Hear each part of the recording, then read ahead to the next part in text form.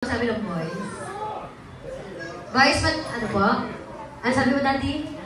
Mahirap daw, ma'am. Okay lang daw. Yes, okay, boys. Harap kayo sa kanila. Girls, harap kayo sa kanila. Ayan. Sasayaw kayo, ha. Magsusuko na tayo. Kung sino yung nasa unahan niyo po yung leader.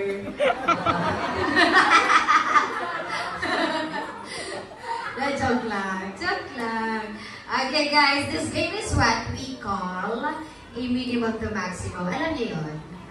Ibahin na lang natin. Ibahin na lang natin kasi baka ano ito eh, pangbasa. Alam niyo ba yun, guys, yung games? Hindi. Alam niyo yun, boys?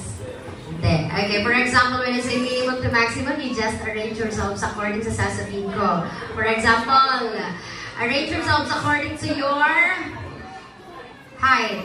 Pinakamaliit sa pinakamatangkad.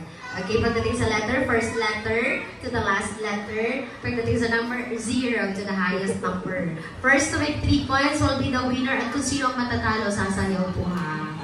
Okay. Sasayaw ng... Ano yung latest ngayon? Salamin ba yun? Yung sa girls. Pamika po yung leader, no? Kaya yung leader. Pag sa boys ang talo, ang sasayaw nila ay jumbo hotdog. Kaya mo ito. Okay, kaya mo yan, sir?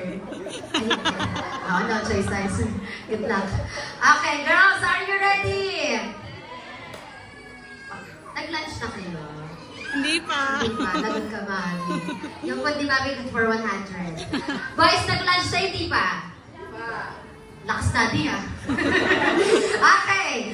Kung sino po ang pinakamabilis na mag-arrange ulit to shout the magic words, Happy birthday! My God, ang lakas talaga. Oo. Ano ba? Zayden, Zayden? Niluto mo ko dati eh. Sabi mo, okay. Guys, ready? First round. Minimum to maximum, arrange yourselves according to your number. You don't need to be serious, ha? Okay?